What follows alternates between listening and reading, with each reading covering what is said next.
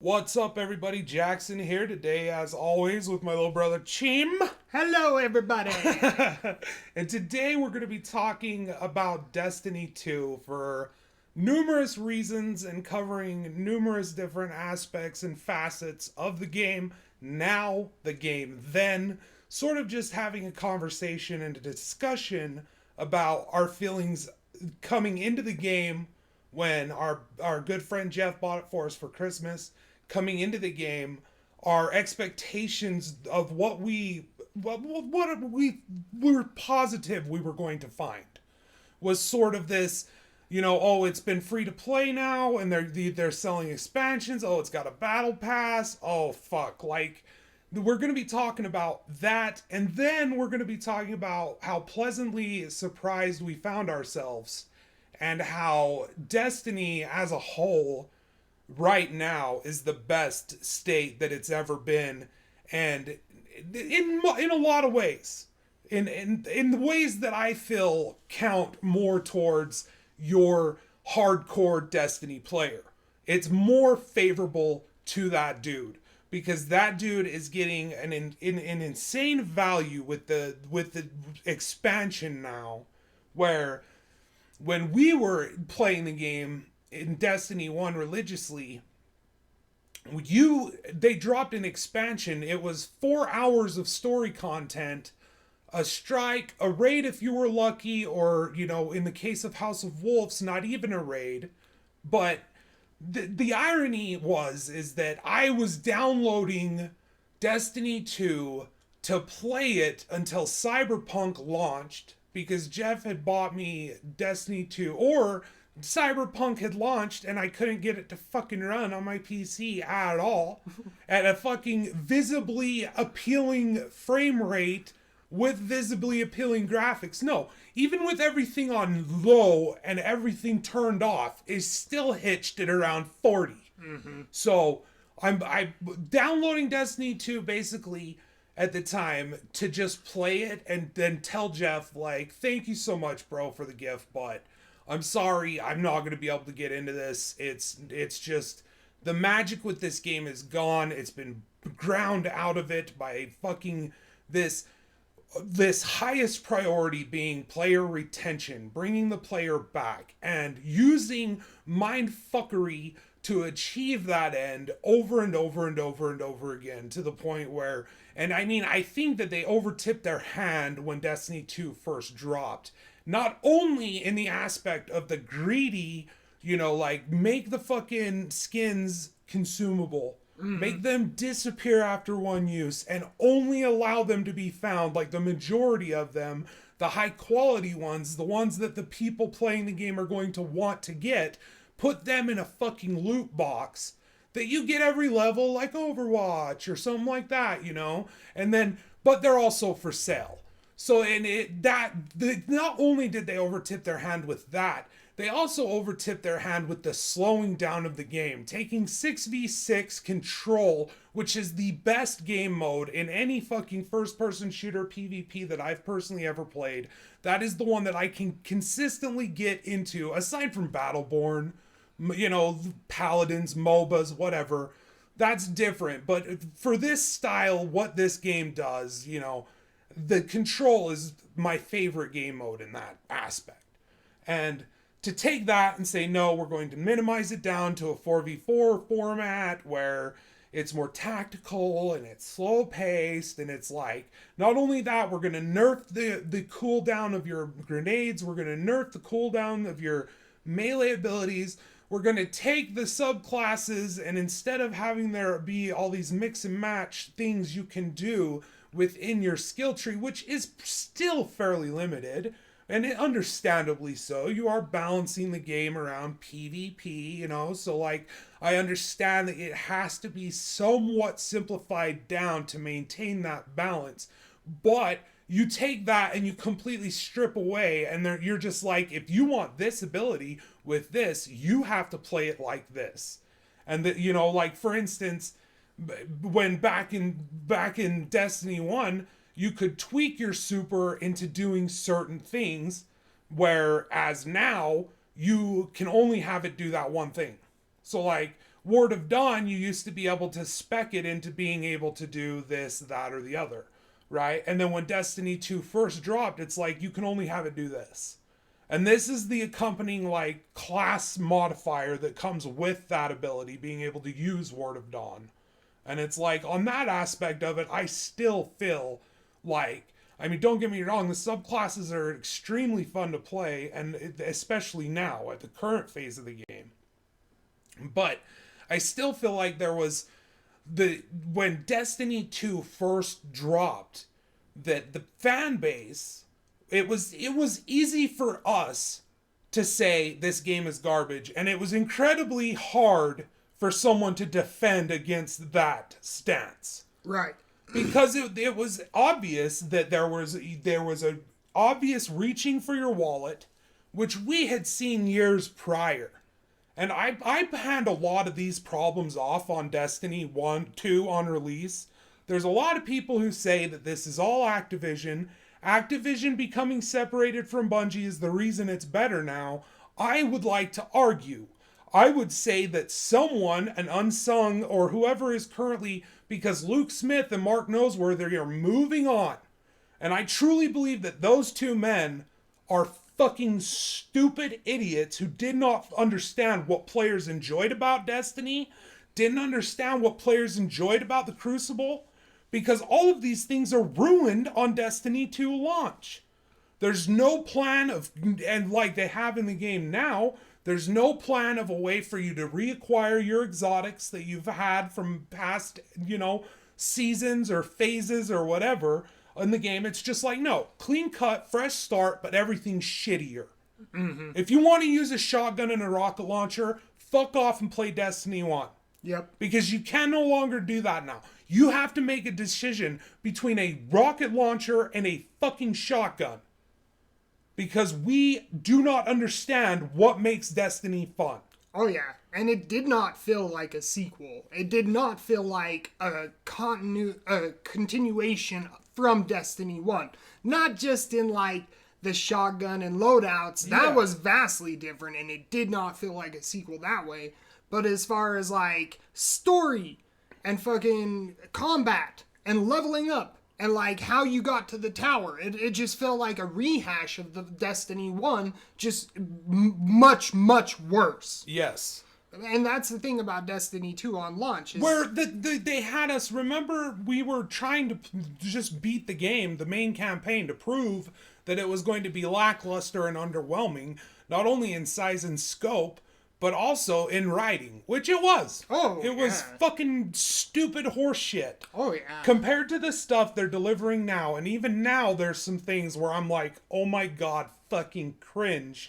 But still, for the most part, the story is a lot more interesting, a lot more engaging, and a lot more coherent in its delivery than it ever was in Destiny 2 on release. Oh, yeah. Destiny 2 on release, it's just like random cutscene featuring the guy you've never met before, right? There was no attempt to tie it together to make it, and there's still this fucking this horrible decision where your whole idea of Destiny is it's a shared world shooter, right? Like, we want people to drop in, play with their friends, drop in, play with strangers, make some friends. We want, this social thing that is a narrative driven by guardians. Together we stand, together we fight. The strike team, having your fire team you ready to back you up, you know what I mean? But then the fucking entire narrative is delivered in a single player experience. Oh, yeah.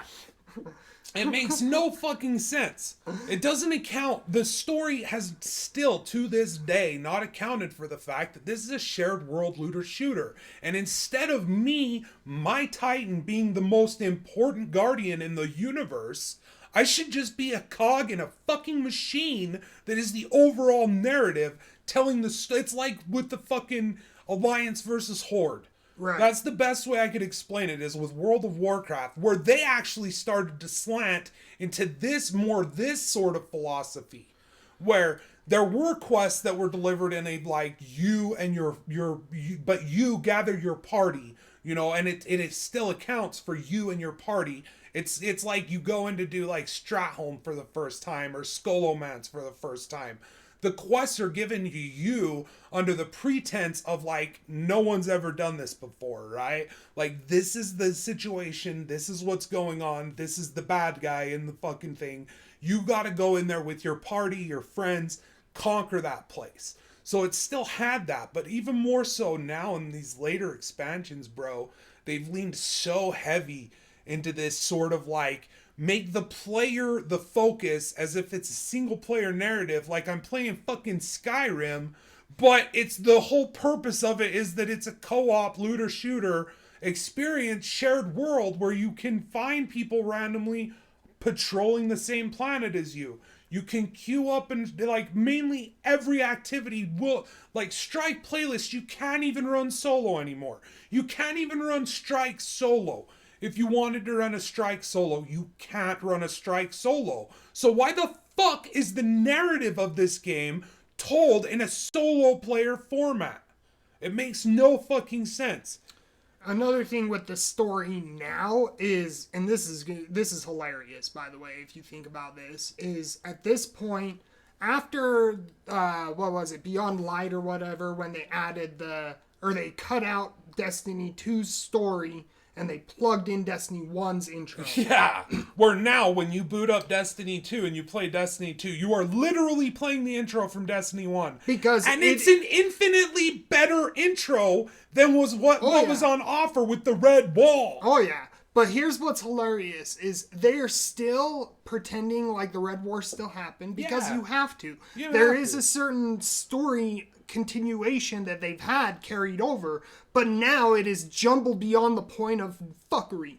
It's like, it's the equivalent of playing World of Warcraft after Cataclysm. Yep. And you're playing Cataclysm and it's like, all this shit just barely happened. And then you go to the Burning Crusades and you're like, this shit happened like 20 years before the events of Cataclysm? Then you go to like Wrath of the Lich King and you're like, hold on, I thought we killed Arthas. Why is Arthas still causing trouble? Yeah. And it's like they try to plug in... I saw the cutscenes. Yeah, I know that it happened. Yeah, but like they try to plug in that one guy, whatever his name was. The Bolvar Fordring. Yeah, Fordring or what. Yeah, the Paladin guy. How they try to like plug him in as like the new Lich King to kind of justify the story continuing to be the way it is.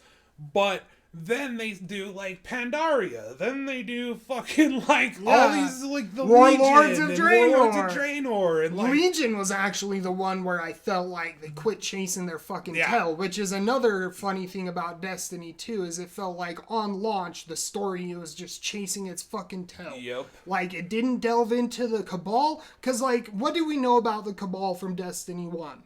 Well, they're very warlike, they have advanced weaponry, they're very skilled at killing stuff to the point where war is a specialty to them, and they will never lose a war. As a matter of fact, they would much rather chase their enemy off into abyss and die out in the middle of darkness than ever return home in defeat. The way I always... So it's like, so what the... You're pretty much spot on, and that's the way I fucking always viewed them, especially with the way the music sounds with them that accompanies them in the first game, and like and the way they're dressed and like the way that they like their banners that they carry and stuff like that. Like I always viewed them as sort of like a parallel of like ancient Romans, right? Except for alien rhinos. Yeah. Right. But they're badass. And I had a huge, But then huge amount of respect for the Cabal, and I really enjoyed the Cabal as an enemy type. Oh, yeah. They didn't need to be much more than just like the badasses that they were when you face them in Destiny 1. Well, from there, you can automatically jump to a conclusion that, okay, well, they were obviously in a war with the darkness. And the darkness beat them, so they chased the darkness here to where the darkness came because they'd much rather die out here in the middle of nowhere than return home in defeat. But then you launch up Destiny 2 on day one, and it's like, Gaul, and all of these freaking Cabal, and they're all out here, and they're just like trying to get they're like locking down the Traveler. They're like trying to get the power of the light. And apparently their city hasn't been destroyed, or it has, because most of the lore notes about their Torah Bottle, their planet or whatever getting destroyed was by Zebu Arath, and it was like all told from the perspective of Kyatel, and Kyatel is like that isn't happening. Callus's daughter, and Callus is the emperor before Gaul, and so it's like then it gets to all that shit with like Callus and all that, but it was done in the Leviathan raid. And from what I viewed of the raid, like that raid really didn't seem to be that impressive. Like, let me explain in that aspect, because that's another aspect where I felt Destiny 2 still hasn't stacked up. Now, I haven't ran the raid on the moon, and I haven't ran the Last Wish raid. Right. That was the Forsaken raid. I've done neither one of those. But I did do the newest raid that launched with the fucking Europa. Beyond Light, Europa, and that raid we did was boring as shit. It was so boring. The such enemies, a letdown, dude. The enemies felt like they were just there so that you could keep shooting at things, so you wouldn't fall asleep, while the other guys in the party did what they did. And then it was like, okay, here's some more enemies to shoot at while you're just waiting to fucking, until the dude gets passed down the buff, and then he's going to tell you which boss to go to, which boss to attack, which one's the real vision of the boss. Mm-hmm. And it's like, I liked the aspect of the teamwork, but I felt like, to me, no raid activity has reached the Vault of Glass level of there's combat puzzles. Right. It's not just puzzles.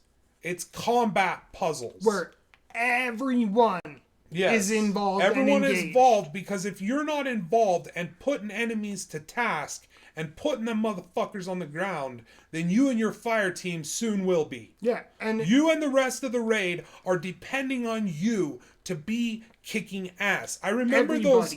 We would pug that fucking thing over and over again. I ran it with Jeff, I ran it with Toxic, I ran it with fucking the Ghost, I ran it with fucking that one in the Dark Below, over and over and over again. And if there was just one person who was off that day, who could not keep themselves alive and kill every single fucking thing that was on their screen, like just kill everything.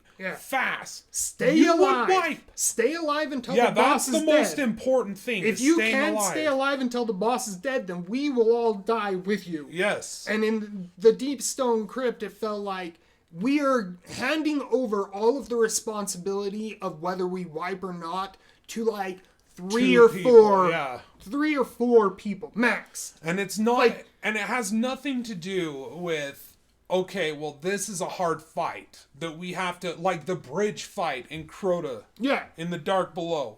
There's nothing like that in it, where it feels like balls to the wall. We have to not only be efficient with this puzzle, solving the puzzle of lighting these in an order, sending people over so that they can in turn light them over there, so that we can slowly ferry our fire team across this bridge, while a fucking swarm of hive are out to murder every single one of us. And we all feel like if we're not working together and we're not focus firing and we're not, able to hold our own, this is not going to work. And then inevitably someone cried and wanted to jump up on the fucking glitch spot and have the warlock fly across and kill themselves and then revive and have them just do the fight for everybody. And that to me is so sad and disappointing, that is more a familiar story than like the time. I can list the times we did that legit. It was with Jeff, Rain, Toxic, fucking people Chris, who legitimately wanted to complete it. Yes, Chris, me and you.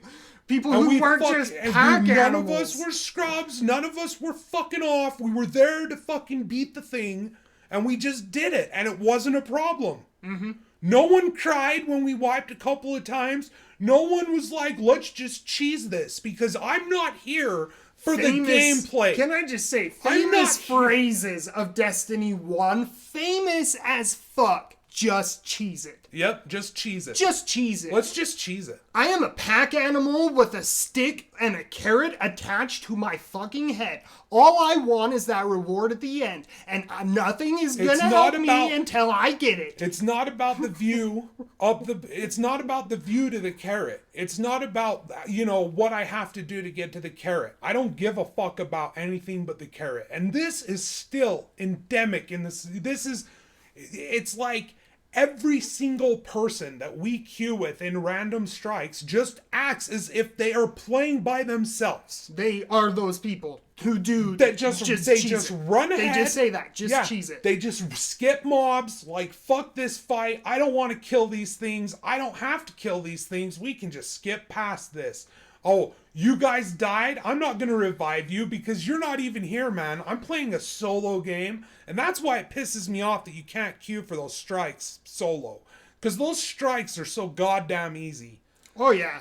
Those things put me to fucking sleep. That was my favorite activity in Destiny 1, There's some of those things, specifically new mechanics attached to the strike playlist that cater towards those assholes. Mm-hmm. Instead of the people who want to enjoy your game. It's the equivalent of somebody who just wants to scarf down a goddamn double cheeseburger versus somebody who wants to sit down and enjoy and taste their meal. Well, I want to take in the scenery. I want to run through the strike and kill everything and enjoy here's the it. Thing. Then you all of a sudden get this timer. Joining players. And it's because somebody just ran ahead and now the game is forcing me to teleport to them because they'll die. Yeah. And it's and it's it's how I was playing it was from the perspective of someone new. Yes, I know how to play the game. Yes, I'm good at the game. But everything to me is new now. And it was time and fucking time and fucking time again. Whether it was trying to complete a quest in the strike playlist, or trying to just run the new strikes, trying to queue for the Empire hunts and get a feel of how those are with a co-op group. Every single time, I just couldn't believe at how disconnected I felt from the other two people in the party until you downloaded it and started playing it with me.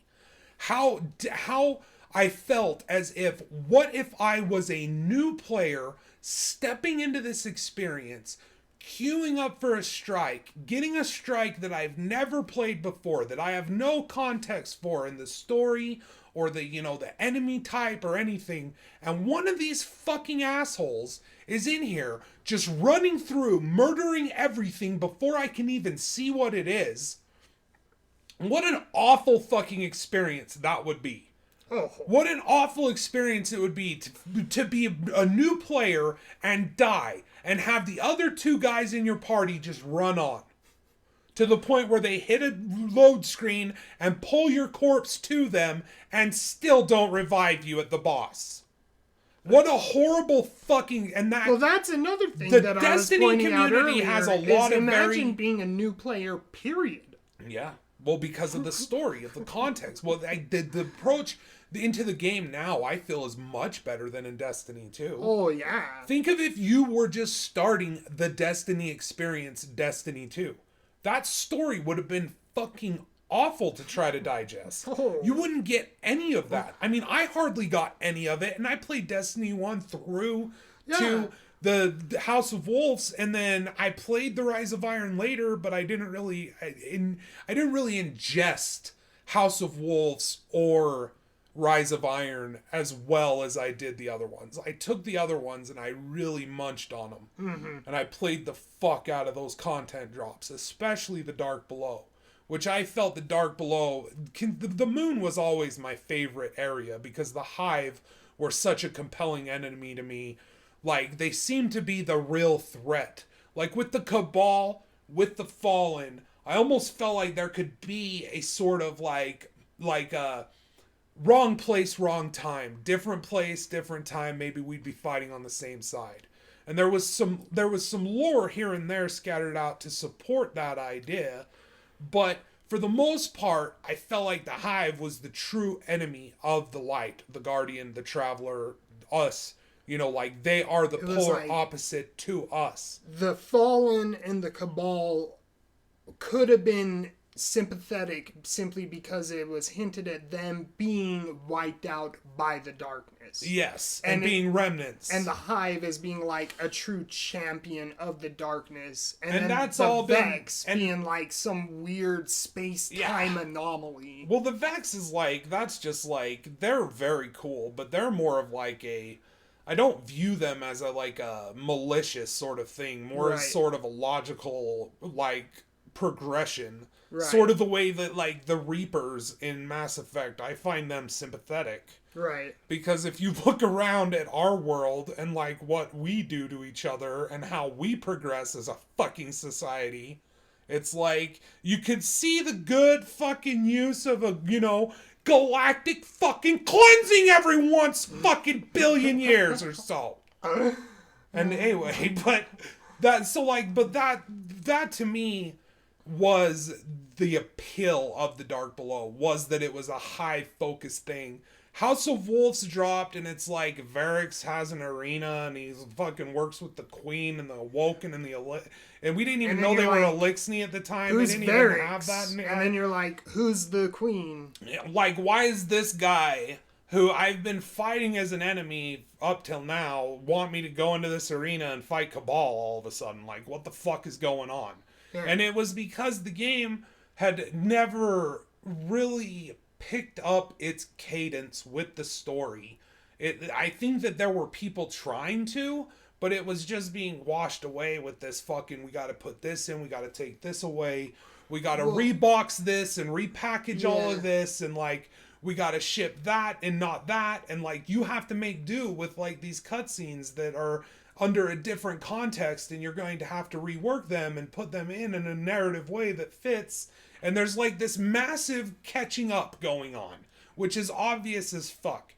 But that wasn't the problem I had. The problem I had fucking happened when House of Wolves, or it was the Rise of Iron, was coming out. And when Rise of Iron came out, you could get the game. Maybe it was House of Wolves. Or was it House of Wolves? King? Who the fuck knows? I've completely spaced out the Taken King was even a fucking expansion. Yeah, because remember, the Taken King was like what the Forsaken was. That's what remember I think that the huge Taken media King, shift when the Taken King came out, and they were like, "It's great again." Yep, yeah. It's finally good. They fixed the story. They fixed the loot. They fixed the activities. That was what they did with the Forsaken. But here was the issue that I had with not only that narrative, but the fucking backhandedness coming from the company to me, the player. Mm-hmm. When they sell the game with all previous expansions for $60 at that point, and it comes with like a bunch of bonus emotes and shit, which they're now starting to manufacture and put in the game and sell with, for silver, which is the top grossing thing on PS Market or whatever, and on Steam downloadable or whatever now. Mm-hmm. And it's like, so you look at it under this aspect of, okay, so then they tell the other players that if they want those bonus emotes and skins, they're going to have to pay the $60 to just buy the whole thing again. Shit they already own. Then fucking, the guy calls him out on that and says, shouldn't there be a way that people could like acquire these without doing that, without paying $60 to buy them? And Luke Smith said, you don't understand. These emotes are so cool. If you could see them, you'd be throwing money at the screen to get them. They're that good. That's how good our emotes are. And then he catches heat and blowback from that, and his way of apologizing to the community, who I don't know, I assume they accepted it because the Taken King fixed all problems, right? And the game was good again. But the way he apologizes is he says, okay, fine. You can buy the expansion for $40, then we'll sell these emotes to you for $20 more. Do you see the point of that apology? Like, that's the apology. That's the arrogance of this dude who is looking down his nose at you and telling you repeatedly that if you do not pay us more money, you will lose activities in your game that you had yesterday. We will update your game that you've spent $80, $90, however many dollars on. If you're someone who is buying microtransactions, you know, we're going to keep charging you. And if you don't, we're going to update your game to the point where everything that you were doing yesterday, you no longer have access to, because it's gated behind a $40 paywall that you will buy.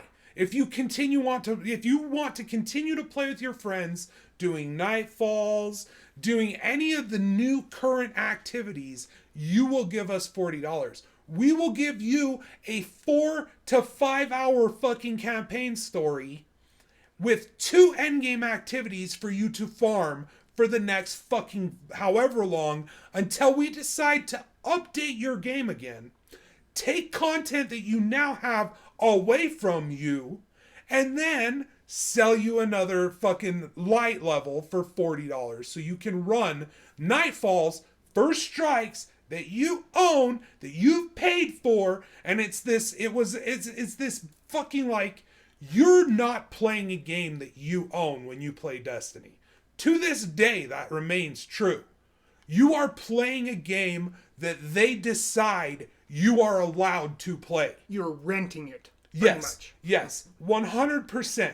You are, as long as their whim continues to be, okay, well, you can keep having this planet in your game.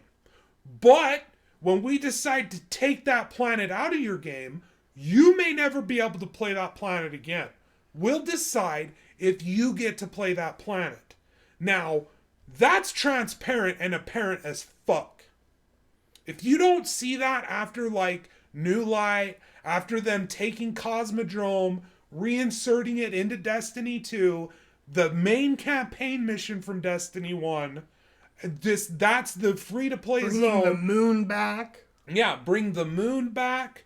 If you don't and that's it, and like reskin it and that's the thing. I don't mind if you do that. I have no problem if you do that, because I accept the reality that when I'm playing Destiny at this point in the game, I'm playing the game that they're going to let me play. Now, it's up to me whether I want to keep playing it and for how long I'll play it. And that's the saddest part about it, is this game that I had stepped away from to play The Witcher 3. Because House of Wolves dropped without a raid around the same time that Witcher 3 came out, and I decided I'm not going to play this at all. I'm going to play The Witcher 3. And I started The Witcher 3, and about 4 months fucking later, I dipped my toes into fucking Destiny 1 again. And I did the House of Wolves stuff, and then I saw what they were doing. That they had updated my game now to where I can't run Nightfall anymore. And if I want to run Nightfall, I'm going to have to wait. And they've taken away heroic missions and all my daily activities. That was the pittance back then of weekly things that you could do to earn progress towards a goal. At least now it's a clear defined goal. It's still just a number, but at least they give you a dozen or more activities a week. Whereas back then it was 2 or 3, you know, here or there. Mm-hmm. You know, you could run the Nightfall and the daily heroic and the weekly heroic, and there was these things that you did, and it's always been this because it's built. But I'm playing it, and I'm like, oh my god, they did it. And I booted it up, and I started to play it, and I was like, oh my fucking god. They legit, I am playing Destiny 1 right now on PC, Chubbs. Yeah. And you, like, looked over, I'm like, look at this. This is the same fucking mission. Intro. Then Shahan comes in. Shahan! Fucking Shoehorn. Yeah. Sean Hua. We got a character over here that's shoehorned in. Yeah, dude. You're pretty special. Don't let go to your head, okay? You fucking nerd. He strokes your ego and I then see a spark in you, it's like Guardian. He's Don't let it get to your head. It's like he's fluffing your dick and then he just fucking smacks you in the nuts. Yeah. You're like, what the fuck is going on? I don't understand the tonal shift. What? And the voice acting in this game remains just God. Whoever's doing the directing for your voice acting, you're fucking garbage and you should lose your job. Yeah. I'm not even kidding. Like, there are so many voice actors in this game I just can't comprehend how that was the final take. Oh, yeah. That they decided to fucking use. And not only just that, but I think that the entire story writing department, like the whole writing team over there at Bungie, could probably just get scrapped and fired. Yeah, because it's and they could bring in a whole new group of people and be like, we want it cohesive. To be fair, they're doing an outstanding job, because the story with Destiny was always best when you were reading the lore notes. Oh, yeah. Like, that was the best way to consume Destiny's story, was reading these, little things. And at least now they're in the game, but there's still some of these lore notes that I read, and I'm just like, God. Yeah. I feel like I would be smarter if I had not read that. Thank you, by the way. Oh, like the one about the fucking redneck woman who has the worst southern accent of all time. The fakest southern accent.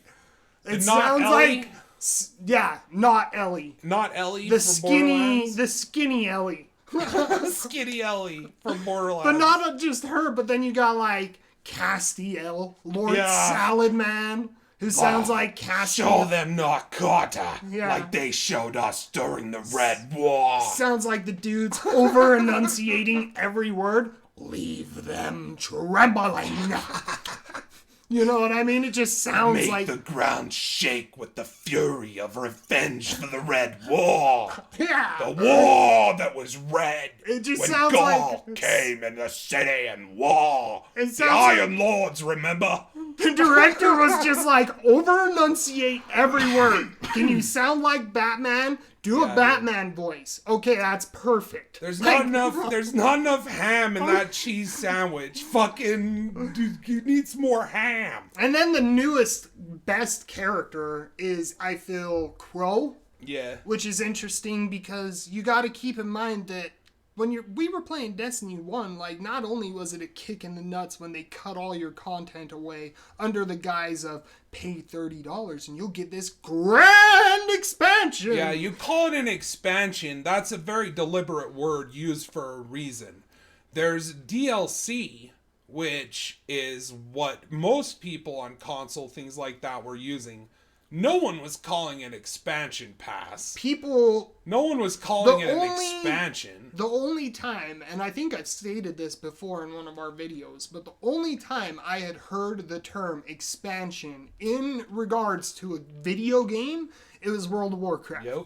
Now, does this mean that when I compare Destiny to World of Warcraft, it's like I'm comparing something bad to something like good? Warcraft 3. No, I don't think basically Blizzard games. Yeah. But I don't think that World of Warcraft is good. I feel like I enjoyed it, and there was a lot of enjoyment to be had, and in my personal opinion, I feel like there were a lot of things that were good in World of Warcraft.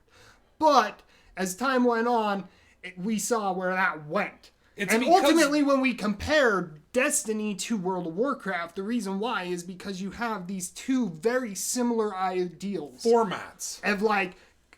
keeping player attention by dropping content that they gotta pay for, and Well, it's not only that, it's the MMO.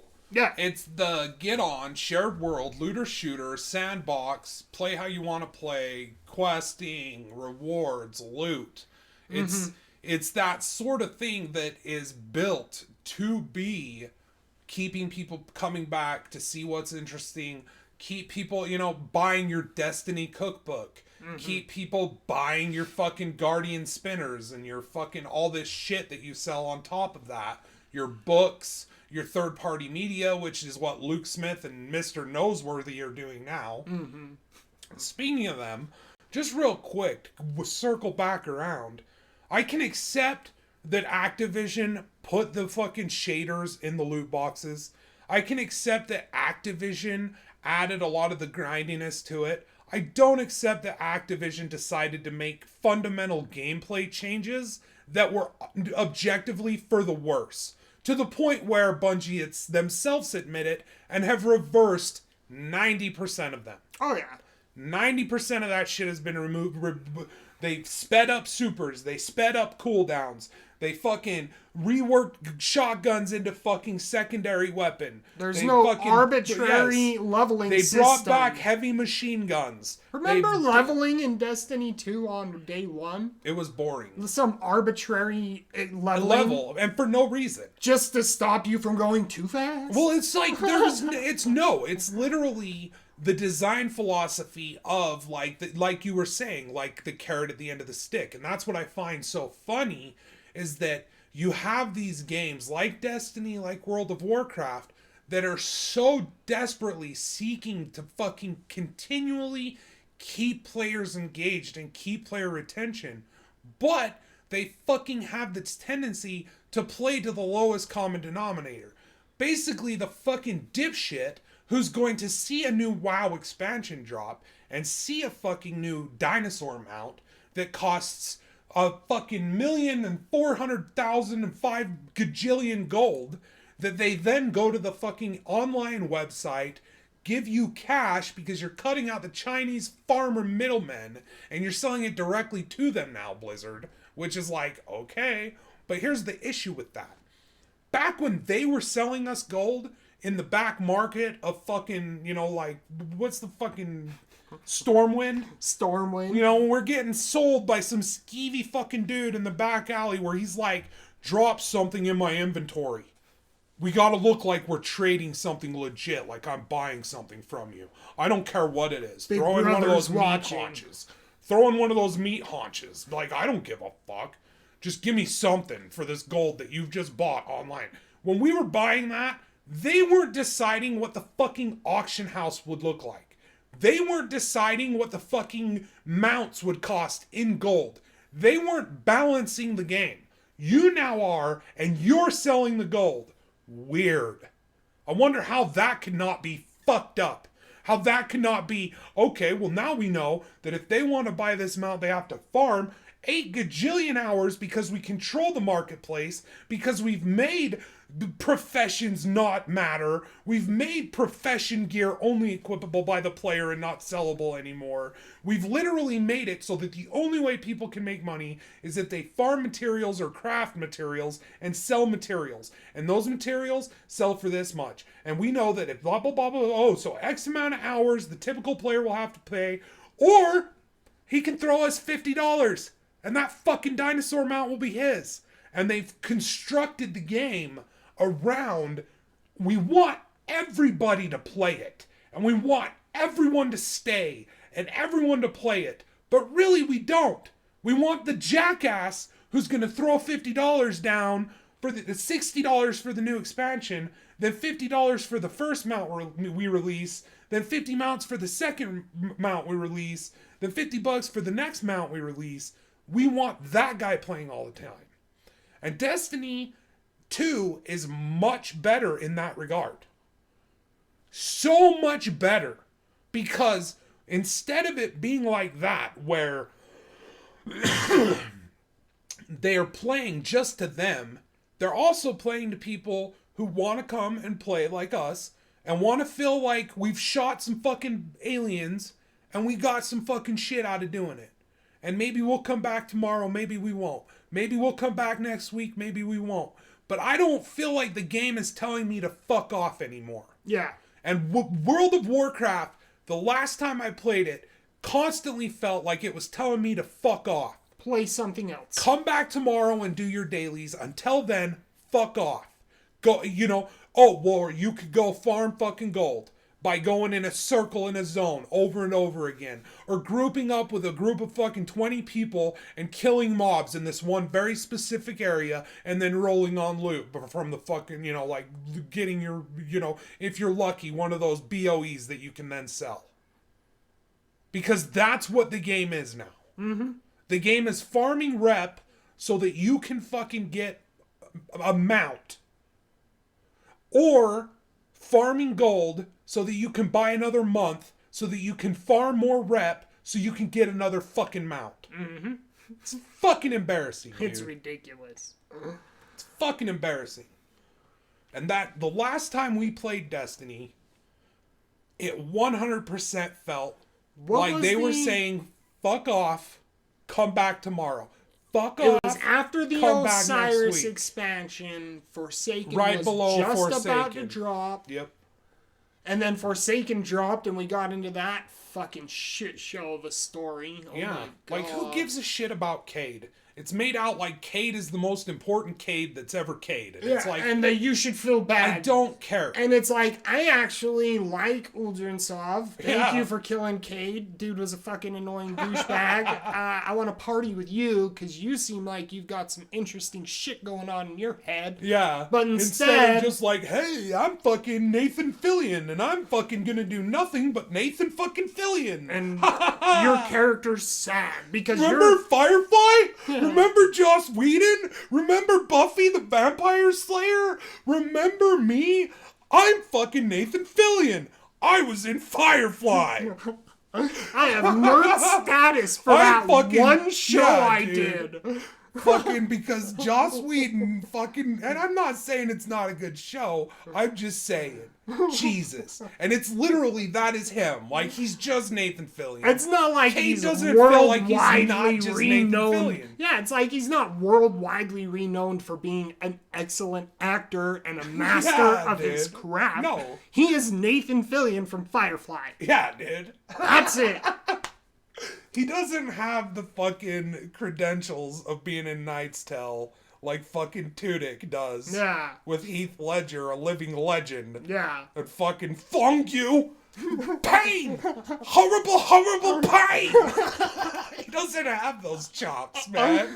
Fucking Robert Baratheon was in that shit too. But like the main reason that I wanted to do this video and have this conversation is me and Chubbs have been having it over and over again, and I always felt like we kicked the shit out of the game over and over and over again, and I never felt like I was wrong for doing so. I felt like I gave Destiny back what it gave to me, which was a fuck you, come back tomorrow. So when I hear, like, you know, Destiny 2, the fucking Osiris DLC is so good.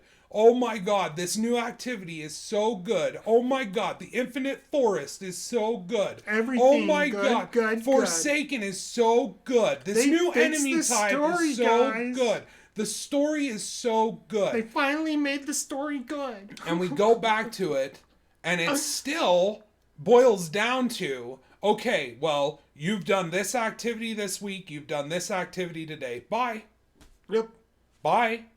Come back next week. The Forsaken was such a horribly jumbled mess of fucking narratives. And it was so few of them, too. Like remember the raid? Remember the strike?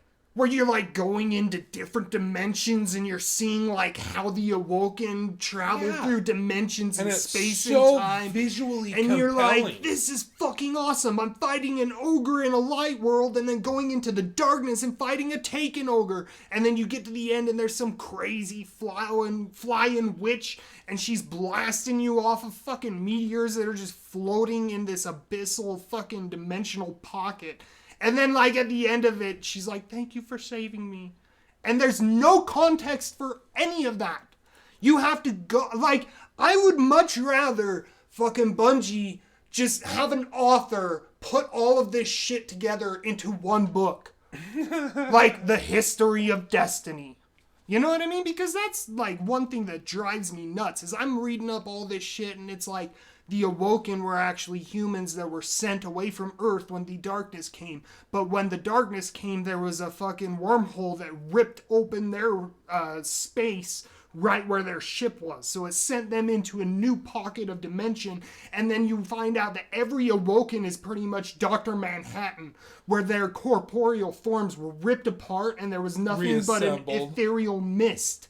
And then, like, you find out that there's these things called Techians, and they're essentially the first ethereal consciousness to eventually reform their body. Isn't that Scientology shit? I don't. It's Dr. Manhattan from fucking Watchmen. No, I mean Techians. Isn't that what they call the aliens that are on you? I don't know. It might be Teshians, because it's spelled Techhians. Tachyons? Something like that. That's something. I think you're right, but that's something to do with Scientology, too. But then you're playing through the Forsaken and you don't have any of this context, then it's all lost upon you. You're not understanding that the Dreaming City is actually that interdimensional pocket that the Awoken first were sent to. And they were essentially gods of that realm and were able to do unhumanly things like otherworldly magic and shit that other people have no idea exists. And then you get to a part where like you feel sympathetic for Uldren Sov, because who is his character? His character is he loves his sister very much and would much rather die than see her dead. Yeah. And he's loyal to a fault. And he fights for his sister against the Fallen, because that's another thing with the lore. That's why, like, the Elixni and them kind of work together, is they came, when the Fallen came into our solar system, they blasted their ship out of space. And that's, like, what the Tangled Reef is the remnants of all the Fallen that survived the fucking war between the Awoken and the Fallen. And so then, like, okay, so he's and that's why they call him the Fallen, is because they're what remains of that battle. Right. And, like, so he loves his sister, would much rather die than see her dead. He's loyal to a fault, and he is badass to a point where he runs, like, spy ops against the Fallen and captures them if he can, kills them if not, and locks them away in the prison of elders. And then what happens when his sister dies? Well, Petra Venge, he goes to her and says, I'm feeling a little insane. I'm feeling like I'm going crazy. I'm seeing my sister and she's talking to me. And what does Petra do? Oh, I'm going to lock you up in the fucking prison that you sent all those degenerate fucking crazy psychotic alien bastards. And then let you just get fucking ripped to shreds by them. And then when you stage a breakout, I'm going to send in Cade 6, and he's going to kill half your fucking friends who are trying to escape with you. And then you're going to kill him, and then for some reason, we're supposed to care, and we're supposed to want to avenge Cade. Have a revenge mission against It's like, why are you telling me what I'm supposed to feel instead of letting me feel it? I'm sympathetic for fucking Uldren. Dude lost his sister and confided in the one friend that he had. And that one friend, instead of helping him, turned her back on him and made his condition much, much worse. Mm-hmm. And so at that point, you got to question, why am I playing when the narrative isn't built for multiple different things? Like, having a simplistic story ultimately hurts what you are going to perceive. Yeah. Because another thing is there's a bunch of things in the lore notes about Uldren Sov when he went crazy and killed Cade 6. He went back to the Reef and he, like, committed mass genocide against the Awoken and burnt down his sister's throne. And it's like trying to paint him out to be like this villain, trying to, like, give you something to grasp onto to feel like, but it doesn't I want tell revenge. You that. It just tells you that he's being fucked with by a hive worm god who's appearing to him as his sister, or is that his sister? I don't even know if that's ever been confirmed. It's the Wish Dragon. What are they? The Hakamu.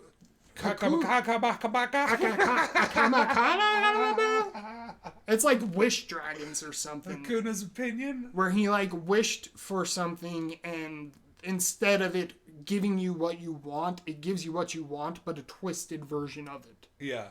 And it was, that's what the last Wish raid was. Yeah, that's another thing. What a horrible idea, having, like, story content locked behind the raids. Because if the raids aren't interesting, like, I don't feel like I have any desire to do the Last Wish or the Hive one on the moon. Mm-hmm. For a couple different reasons. One, I don't know how easy it would be now. I don't think it would feel like when it is challenging. And I don't know that it would ever feel that way. Having ran the fucking current raid at a point in time when it was current, and we were in current power level for it, and it being a fucking joke. It was like we were in autopilot. Took us 6 hours to do it, man. Oh, look, enemy, shoot And him. we finished it. Oh, look, a thing, That's shoot the it. thing. Like, people will hear that 6 hours. That's a lot of time to do one raid. No. No, it's not. No.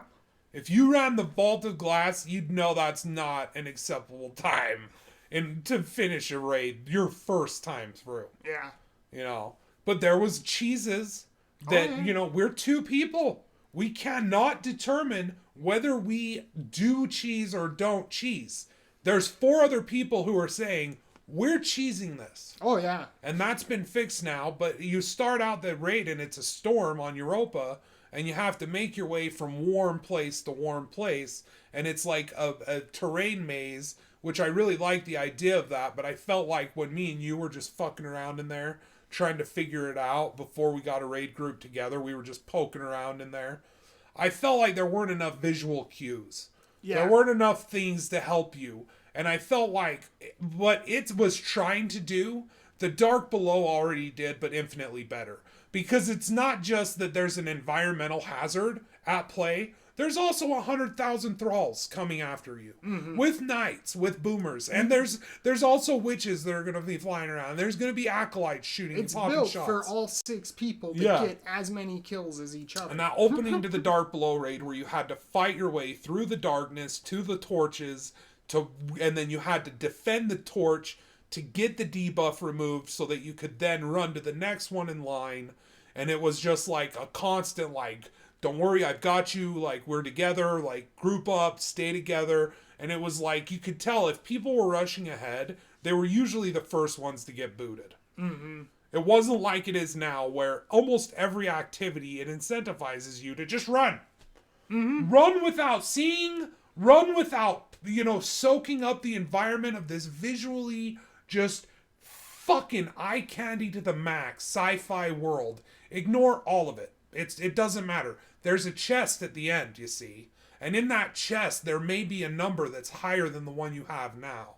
And that ultimately is the downfall of Destiny 2. And that's where I feel it plays to the lowest common denominator. We saw it in the beta on PC when it first came out. And they took that room in the fucking intro of the red wall.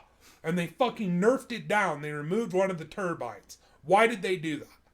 Because it was too challenging for people on Reddit or wherever the fuck people were bitching about. It was too challenging for the game journals. For a few game journals who wrote some articles about how much they hated it. It was too challenging for those people. So the whole game was redesigned. The section of the game was redesigned with them in mind. And you feel it, dude. There's no tension when you're patrolling a planet. When you're patrolling a planet, it's fucking easy mode. Mm-hmm. You're there just to fucking... Nothing can kill you. Nothing is a threat. If you could fall asleep and just sit there and they wouldn't be able to kill you, man. And if they did, it would take them a minute. Mm-hmm. They have this thing where when you're fucking low on health and your shield is broken, enemies just start missing. Enemies start missing, or they come, like... They could be far as fuck away and they come running at you to try to get a melee kill. Which by the time they reach you, your shield's already regenerating. It's so much easier. I remember probing the dark corners of the moon. I remember feeling the tension as I faced down knights and wizards. I remembered thinking, I have to fucking go at this the right way. I have to come at it from the correct direction to make sure that I have cover, and I have to kill things as fast as possible. That's gone. There's a few activities, but for the most part, that's gone. Strike playlist is a joke. There's no longer elective difficulty on the Strike playlist, which is a huge disappointment and a complete letdown for Bungie. Once again, taking something that did not need to be fucked with and making it worse. Mm-hmm. Why? Because this is the game that we're letting you play. We'll decide how you can play it. And this bullshit about the sandbox, play your way, bullshit. It is bullshit. Because that doesn't take into account champions, and that doesn't take into account seasonal weapon mods. We'll decide what weapons this season can counter these champions. Are valid in difficult endgame activities. If you don't want to run things on autopilot, if you don't want to feel like you're just doing a mindless, stupid activity and killing easy as hell enemies, well then, you have to use these specific type of guns. Yep. If there's an overloading champion now, you have to use a bow or this. Or you can use this or this to deal with barrier. Or you can use this or this. For example, this season, it's unstoppable hand cannon, unstoppable pulse rifle. There's overloading bow, overloading SMG, and then there's anti-barrier sniper, or there's anti-barrier scout rifle. So what kind of a sandbox where you're putting forth this, come in, play how you want to play, but then you're telling us what tools to use while we play? And you're saying if you want to use that tool because it's funner, or you want to play with that toy because it's funner, fuck off. Come back next season. It might be on the docket next season. It might be valid next season. It might be something that we determine. And that is the weakest, by far, aspect of Destiny. Always has been, always will be. Which I'm surprised that I haven't heard more people talk shit on this. Not like mainstream game journals, because they're going to softball the shit out of it. But like, I'm talking about like Reddit users and people fucking like talking about the game in the Steam discussions. To be fair, I don't really fucking look. I don't look at Reddit, but I'll go to their Steam discussions. I'll go to the Steam discussions and see what people are talking about to see, like, Well, like, it's here's the problem. This is the problem. The people who are talking about Destiny are either like Bearded Grizzly, where they don't want to talk negatively about the game because that's fucking compromising a thing that they need. That's actually, they're trying to fund their livelihood. This is their livelihood, like this game, right? You saw it with Overwatch. You still see it with Overwatch, where there's these people who are just desperately still trying to play Overwatch and stream Overwatch and make Overwatch be relevant when it's not anymore. Most people have forgotten about it, moved on, right? They're and they're hoping Overwatch 2 will reinvigorate that. Will it though? Will it? Is it going to be the same shit again? Because that's the thing. I really believe that Overwatch, without its marketing, without its influencers like your Boogie 2988s who fucking open rigged loot boxes and fucking to their audiences of underage kids and get them addicted to opening up fucking loot boxes. I don't think if it's this online phenomenon of like a fucking open acceptance of those loot boxes to the point where if you fucking said anything about them, here comes the party line that Blizzard's marketing team wrote them fucking selves and handed to the 12-year-old little dipshit at the end of the fucking keyboard right now. You know that they're only cosmetic. They don't affect gameplay. They don't even fucking affect gameplay. And you can buy them. You just have to hope that you get duplicates like 18 times in a row, and then you can use that currency to buy the one that you want. But only if it's not a seasonal skin, but that's the thing. Seasonal skins are cool because they bring people back for the holidays, and it's a holiday event, and it's really special, and I love it. And it doesn't affect the gameplay. You hear Boogie 298 putting this shit forth. All these people putting it forth. Oh, really? Well, what is the gameplay? You mean the one game mode on release? 2 game modes, like capture and fucking capture? Like, really? It doesn't affect that gameplay. With your characters that are the same every way. No tweaks. No way to fuck around. No diversity in the way you're building them. Nothing. No, this character does this and will always do this. But they're working on how to make them look different. Yeah, but there's tons of skins. And that's the point of the game, is like to level up, to get the loot box. Like that's what the progression is in the game. There is no progression in Overwatch outside of that. And sure, there's like ladder ranked matches, things like that. I got you. And I can respect people who get into that and wanting that to be what it is. But you got to understand, there's a lot of people that to collect those skins, that was the real game. Oh, yeah. Overwatch wasn't the game. The real game was collecting the skins so that they could show their friends, because everyone loved it. Everyone thought it was cool. They're paying influencers to open these rigged loot boxes on streams, to make videos defending the fucking thing. And you see a lot of people that permanently it hurts my opinion on them, who did say this, who defended this shit, who bought them, who said it, and like Blizzard can do no wrong. Like Blizzard can do no wrong. Now it's fire Bobby Kotick. Bungie is good again because they left Activision. And it's like, no, Bungie is still the same goddamn company they always have been. Bungie is a faceless, soulless corporation that is a group of individuals collaborating on a product. But here's the thing. You put this up as like Bungie was never at fault. They were only ever at fault from the fucking whims of a fucking overbearing publisher who wanted certain things, wanted things to be a certain way, demanded things that they couldn't do because it takes 8 months to move a chest, right? There's this, and I do not fucking buy it. I do not fucking buy it. I see no business interest of fucking Activision telling Bungie to slow down supers, to slow down grenades, to slow down class abilities, to slow down melee abilities, to take shotguns and put them in the same slot as a rocket launcher. That makes no fucking sense. How does that financially benefit them? It makes sense that they take shaders and throw them in the loot box. It makes sense that they tell Bungie, you have a lot of stuff here and you're supposed to drag this out for 10 years. Maybe you should chop it up a bit. Maybe you should section some stuff off for later. Yeah, like maybe don't fucking do this, release it later, don't do this. Give us that Mars raid. We'll work on it. On the sly, that'll take the pressure off of you to release it because it's in our hands, Like, I can see all of that shit being something that Activision said, but you know what? There were a lot of people at Bungie who were not okay with that. And they left. Yes. And then there were a lot of people that got fired and had a mass exodus of people leaving Bungie going towards other projects. Yep. And you have Mark Noseworthy. And that's why I say Bungie isn't this sentient being. It's not like this sentient... Well, I'm not saying that everyone at Bungie are fucking assholes. I think a lot of these changes that we've discussed But people talk about that like they are that. And I've done that too. Like, I've talked so much shit on Bungie, like Bungie is fucking shit. I never have. I have.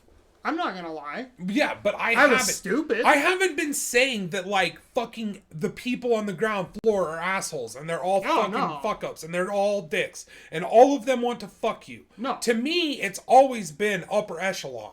People who are making business decisions, like a Mark Noseworthy, like a Luke Smith, who are at the forefront of all of the fucking pre-release shit for Destiny 2. This is our baby. We've done these things. I wanted a big number 2. Blah, blah, blah, blah, blah, blah, blah. We're going to introduce, like, we're going to reimagine the way that Destiny delivers story by making you slow walk, by taking all of your abilities away and making you earn them all again, by taking all of your legendaries, exotics, and everything that you farmed for the past however many years, because you're a fan and you love our game. That doesn't matter anymore. Fuck off. Here's a new one. Now listen, with this new one, everything's going to be different, in fact, objectively worse, to the point where we're eventually going to re-change everything back to the way it was, aside from a few things like kinetic weapons being the only primary weapon available, instead of having awesome little, like, raid weapons and exotics that added a fucking element to your primary attack. That will never be added back. I don't know why. Another thing, objectively worse, changed for no fucking reason. Elective difficulty on strikes. Changed for no reason. Elective difficulty on story missions. Yeah, dude. Remember being able to go through the story now it's on like hard mode? Now it's like the 3 missions, the 3 Empire hunts. Mm-hmm. You can do elective difficulty on the fucking moon hunts. Oh yeah. And like exotic quests, which is that exotic quest is awesome. The presage quest. And that's the thing, like I'm saying, it's a mixed bag of like... It's always been that way. It has always, but it's not really tilted in the favor of the player. It was never tilted like it is now, where I felt like moving into Destiny 2, there was no reason to connect my account. Right. There was no reason. When I played Destiny 2 on fucking PC, there was no reason to bring over my shit from Destiny 1 or Destiny 2 when I played it on console. When I played Destiny 2 on Steam, There was no fucking reason to bring over my shit from BattleNet. I didn't feel the need to. What did I earn? But now, with the triumphs, the collections, where you can go in and as long as you have acquired an exotic piece of armor, you can now purchase that exotic piece of armor. And it'll give you a at level light one, or it will give you one that's low level, but you can bring up with a fucking upgrade core, which is awesome. It's the best thing about House of Wolves that they immediately took away with the Taken King. Made no fucking sense. Another thing. That's why I refuse to say that Bungie is not responsible in any shape, way, or fashion. And if it is getting better, and it continues to get better, because right now, it's a good game, but it's a good game at bursts.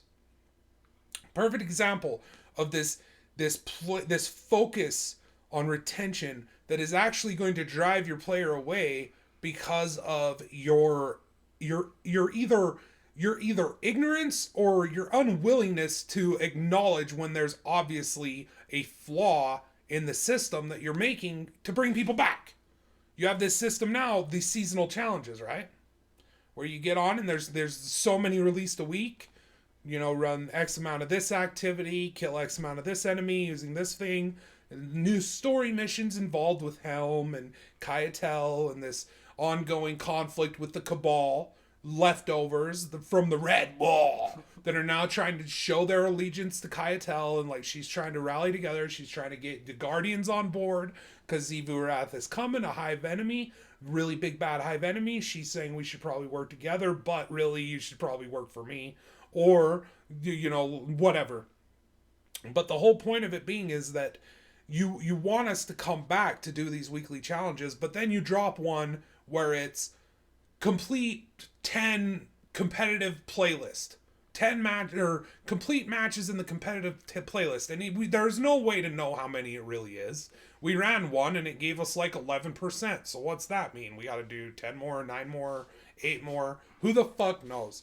But it just so happens to be survival, which I don't really care for survival. So now you've taken my investment, which as you can see, I've worked on all the ones on week 1, worked on all the ones on week 2. And as you see, as it goes along, I'm playing less and less. I'm completing less and less of these because you put in my path one that I don't want to do. I'm not going to enjoy doing.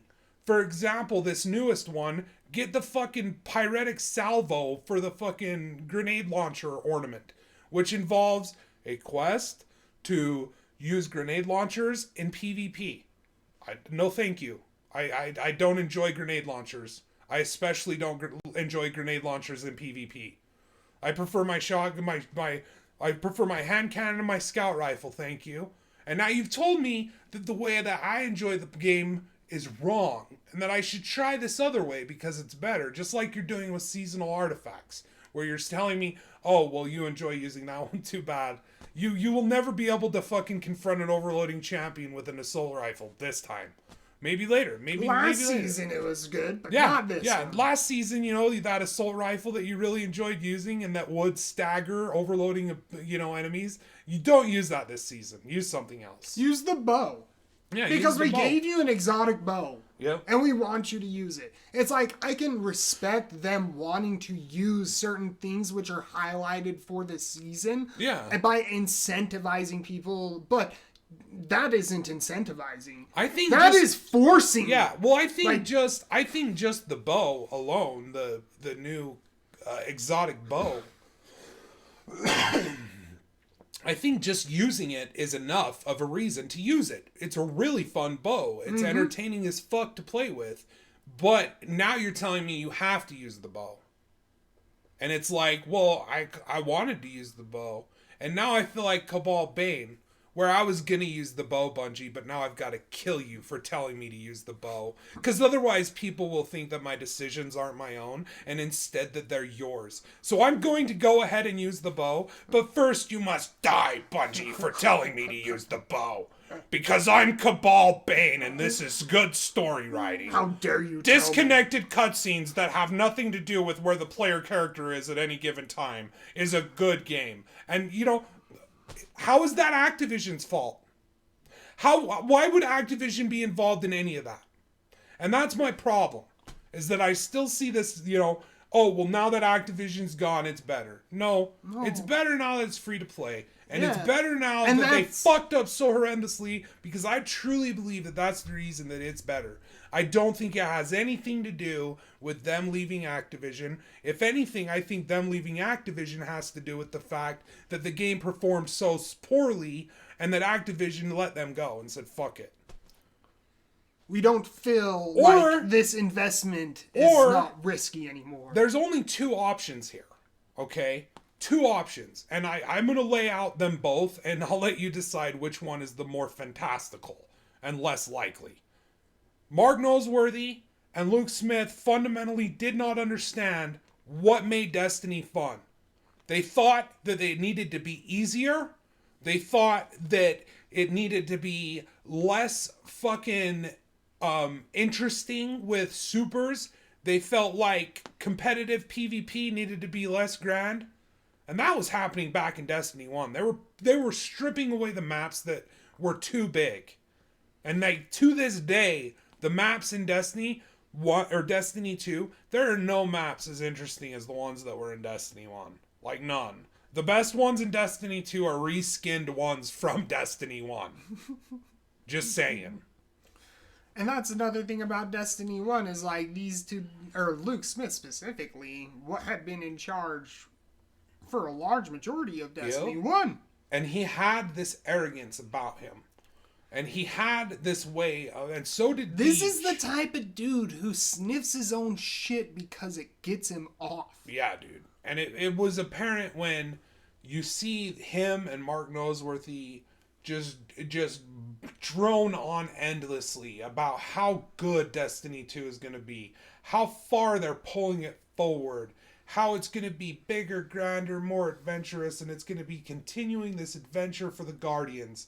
And then you step in and you're like, once again, that was another thing, is Destiny was always like more about the newest kid at the party. Mm-hmm. It's like if you had been there for a while, they kind of got bored of you. They didn't really want to talk with you anymore. They didn't want to share a shot with you.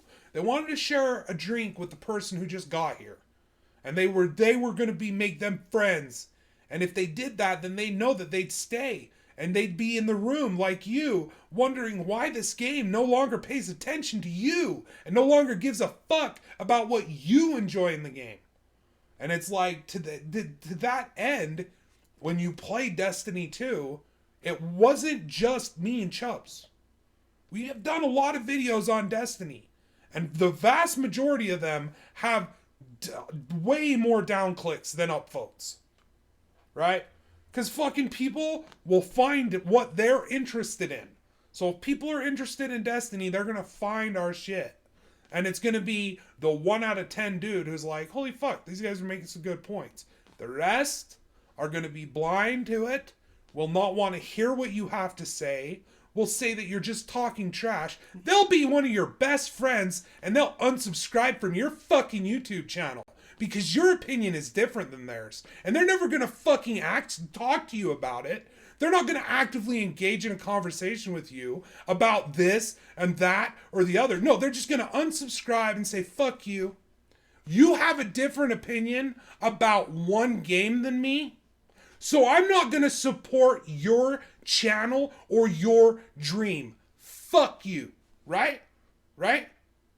And that's the way that this is played out over and over again. But those people, when Destiny 2 dropped, even they couldn't defend the bullshit. They couldn't defend the retreading of the ground where you're once again being told that the Hive are siphoning life out of the Guardians. It's like, no shit, Sherlock. That happened on the fucking moon 5-6 years ago. Move the fuck on already. Yeah, delve into an enemy type that hasn't been delved into. But Chubbs, I don't know. Chubbs, the guy that just got here, he doesn't know about that. He doesn't. And it's about that guy. Yeah. And he may not know that. That's where it was, and that's where it's not now. Mm-hmm. Where I feel like I have catching up to do. Because the game has been played to the people who have been there. And you've either been there or you haven't. And if you haven't, we're not playing to you anymore.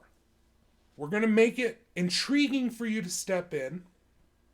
We're going to do our best to do a reductive intro that will get you up to speed on the vast theme of the game, which is a post-apocalyptic meltdown after a huge technological leap for all mankind that's taken place in our solar system, and now all of a sudden there's enemy factions here.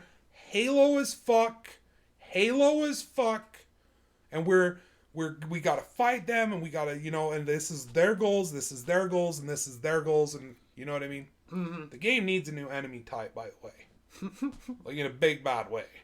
The Scorn are okay, but they're still tied to that Forsaken shit. Where it's like, who cares about any of that shit? It was translated so poorly that I still am not quite sure who the fuck they are! And I definitely don't give a shit. It's like corrupted ether? Darkness infused fallen? But that's what the stasis is. Yeah. So that's like, that's another thing, is they've never gotten good at telling this story. One thing that they did do that I felt was a good part, and this was part of the Europa campaign, is it talked about how the Traveler had once visited the Elixni. Yeah. And was part of the Fallen. Who are the Fallen. And it was on their planet, and it was like kind of sustaining them to the doing point, what it did here to humans. but they like love they, instead of them looking at it how humans did is like more scientific and technological, they viewed it more with like a religious zealotry, and they like worshipped it as this a god, the machine god is what they called it. And that's what the servitors are. They're built in its image, and that's like confirmed now. They talk about that with the that was always theorized, because it was always said that like the Traveler was the ultimate villain in the game, but I don't really think of it like that, or even that they necessarily even intended that from the beginning. I think what it was more of was a morally gray area for everyone, where it's like, okay, well, if you step over this line and you let go of yourself for a minute and imagine yourself on this side, then you can justify the actions of this group.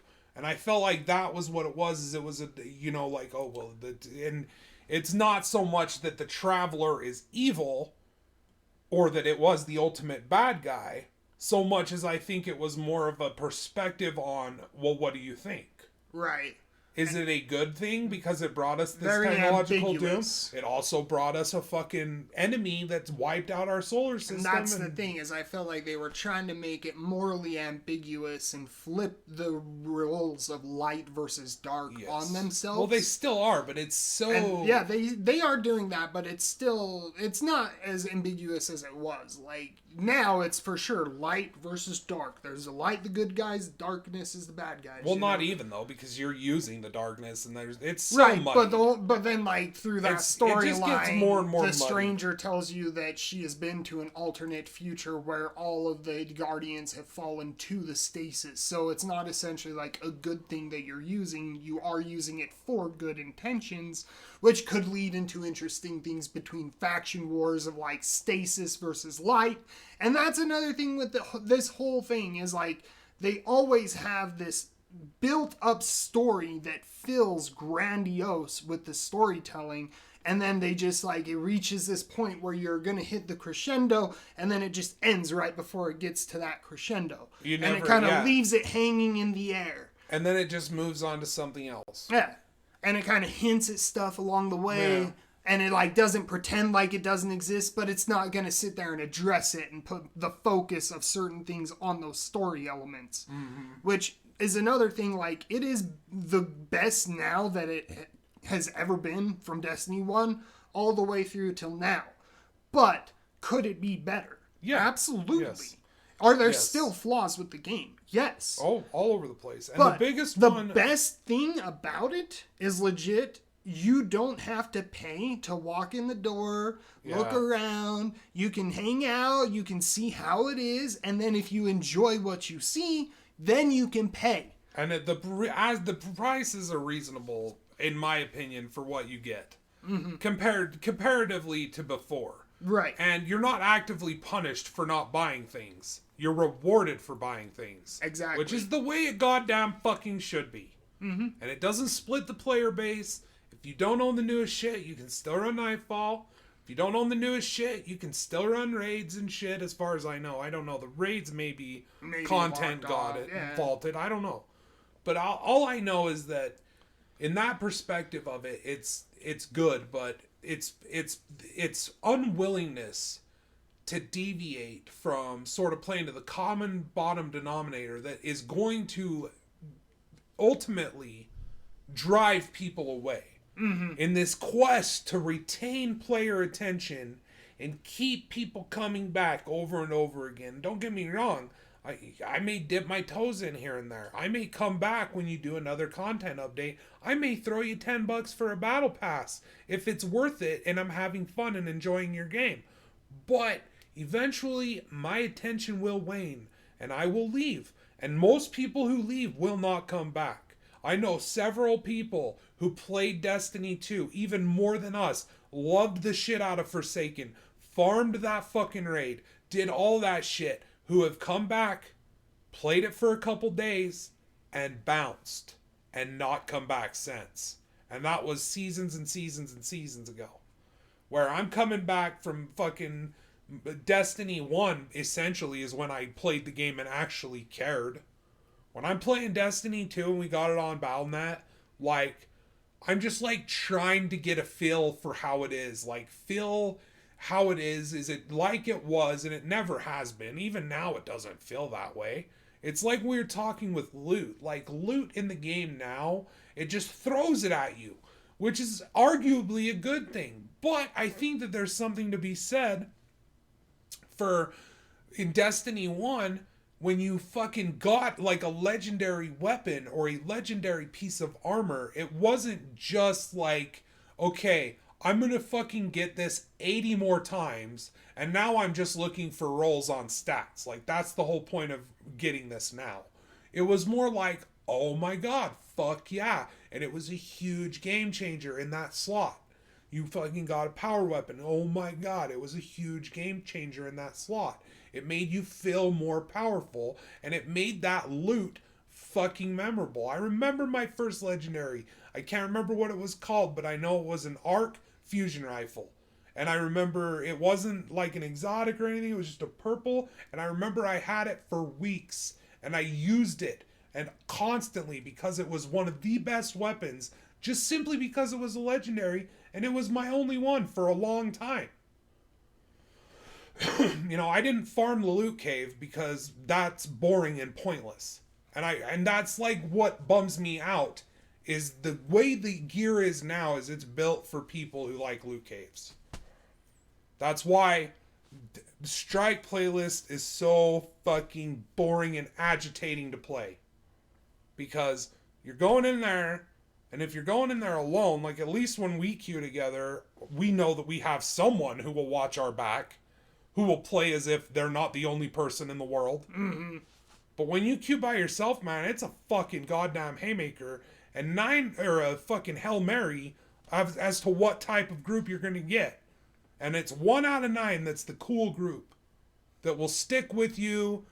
If they notice you're falling behind, they'll wait, they'll stop, and they'll look behind them, and they'll be like, all right, you caught up, let's go. Because I'm not an asshole. I'm aware of the existence of other fucking human beings. And I'm empathetic to the fact that if I was a new player maybe, or I was having a bad day and I got shot down, I'd want someone to come and revive me. I'd want someone to wait for me. 1 out of 10 groups is that people. 9 out of 10 times, it's these toxic little fuckbags that are there for the fucking chest at the end of the activity. That's it. And they're not there for a co-op shared experience. Yeah. You're not even there. Yeah. You don't exist in their eyes. The only thing that exists is the golf ball. The golf ball at the end of the fucking weekend. I gotta farm golf balls. The fucking golf ball. I gotta farm golf balls this weekend because there's more golf balls dropping out of Nightfall than there was last weekend. So I gotta farm golf balls because I'm a dipshit. It's seriously, That also, Bungie, is your fault. That's their fault. They've made the strikes easy. They've made the fucking activities be what Diablo is. And that's, you see the influence from when the Diablo team came and consulted with Bungie. You see that more now than at any other phase during the game. Because it's exactly the same. I'm not farming that awesome legendary gear. I'm farming that awesome legendary role. There's a huge difference there, and there's less meaning when you finally get something that feels momentous to you. And there was this talk of like, we want it to each exotic to be a story that the player has and a memory, and you're creating your own stories out there, Guardians, and that's why it's really hard to get loot. Bullshit. And it wasn't really that I gave a fuck that it was hard to get loot. What I gave a fuck about was that my investment was repeatedly pissed upon when you decided to sell a new expansion, and my fucking gear that was really hard to get is now meaningless. And now it's going to be really hard to get more gear that you're just going to take away and make. It's like they did that over and over again, and they devalued old content. And then they removed it from Destiny 2, and that's still bullshit. That they removed it, and they say that it's because no one played those fucking places. Well, no shit. It got too big. The fact that you do not understand this, Bungie, is it's not even that you don't. You know full well. You just hope your audience doesn't. But no one played those zones because, once again, this is your game. That you're deciding how people play. If you give no incentive or reward for playing those zones, they're going to be empty. So don't use that as a fucking excuse for taking them away. And I don't really have a problem. I don't see the problem. As long as what you reintroduce feels robust. Every zone should feel like Europa. Every fucking zone. And Europa should feel more robust. When there's a Twilight, they have this new thing on Europa where one section of the patrol zone will be, what do they call it? Eclipsed. And it does nothing. There's no point to it outside of bonuses, bounties, or quests that specifically refer to the Eclipse Zone. There's nothing interesting going on in the Eclipse Zone. It's not like why don't they have like a big dedicated battle happening? Where it's like, okay, this is the zone where the darkness is surging this week. And we need guardians there. And every bounty you do, every enemy you kill, every patrol mission you complete, while in that zone, goes towards a meter that you as the player in the zone actively can see. And then eventually, there's a giant battle that takes place with a giant boss enemy or a shitload of mobs. And it's like, if you don't have a few people with you, you're fucked. There's nothing like that happening in the Eclipse Zone.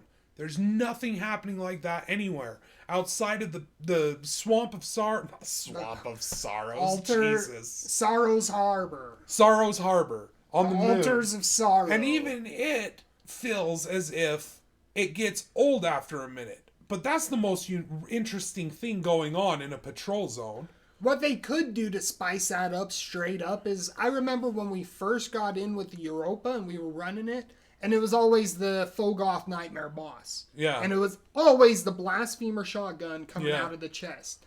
And then what they did with the Season of the Chosen is they kind of swapped it up a bit. Yeah, they added new weapons into the loot pool. With a new boss, but it's daily. So it is still repetitive. Yeah. But it's interesting to come and try it every day to see what you'll get and what boss is there. But what they could do to spice that up even more so is, instead of having it be daily, it's this boss with this weapon, they could just have it be random on the fly. Yeah, every encounter have it be a random boss and a random reward. Yeah. Because then it's like, oh shit, now we can farm this over and over but and it's over. Once again, it's the game's primary philosophy working against itself. Mm-hmm. It's, you want players to come back, over and over and over again. So you want it to be a different reward today than it will be tomorrow, because then you will get the player here today and here tomorrow. But this is all under the guise that you're Wizard of Ozing the shit out of the player, and they see you as an omnipotent entity floating above them who can do no wrong, and not the fucking old man using trickery behind the fucking curtain, right? Once I know that you are looking at Skinner boxes, and you're looking at delayed satisfaction, and you're looking at instant gratification, and other of these designs that are specifically meant to pull at the mental awareness of people. No, not even the mental awareness, but the mental capabilities, and pull them in and grip them and addict them the same way that drugs do, the same way that cigarettes, alcohol, coffee, whatever, everything that's addictive for you, sugar for fuck's sake, chewing your fucking thumb, your nails, right? They take these things specifically, and that's why you got to come back tomorrow. That's why you got to come back next week. But once I know that, then I start to look at things and go, and at least now, instead of it being like, you got your nightfall, you got your bounties, and then you got whatever, the raid, whatever, like 4 things that you can do a week. Now it's like 10, 12, 13. There's all sorts of shit you can do. And a whole bunch of them reward pinnacle rewards, which are like going to almost always guaranteed be an upgrade. Except when they're not.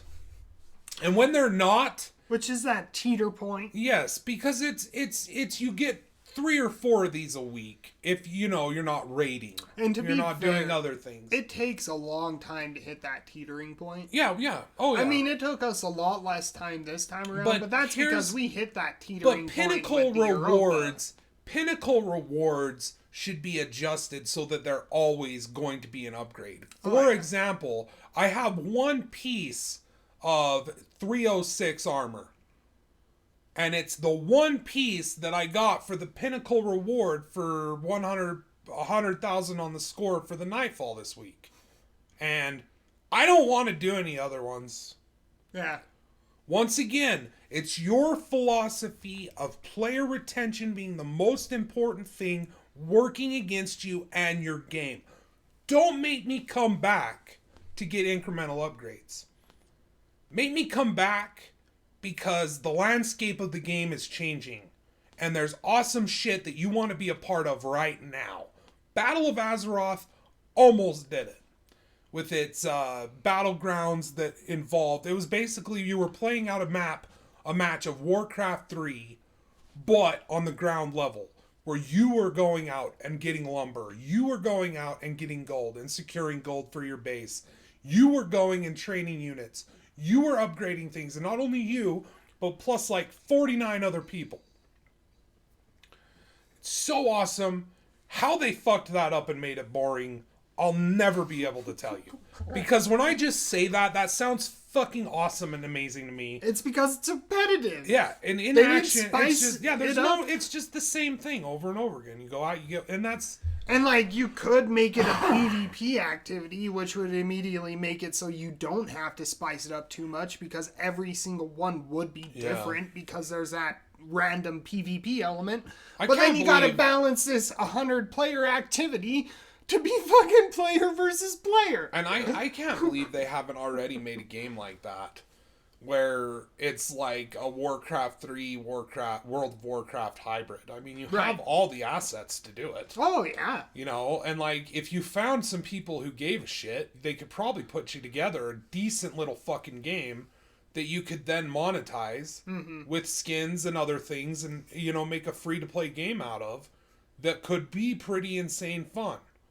But it's like, they have their 6-7 games and that's it. And Bethesda's been switching into that. They've been doing that for years. They've got their fucking, these are our games. We got Fallout. You'll see a new game from us when they all stop making money. As soon as all those games stop making money, will drop a new game. Because we bought id, we bought Doom, we bought all these other games. We're essentially not just a developing company. We're going to have to do a whole video on that.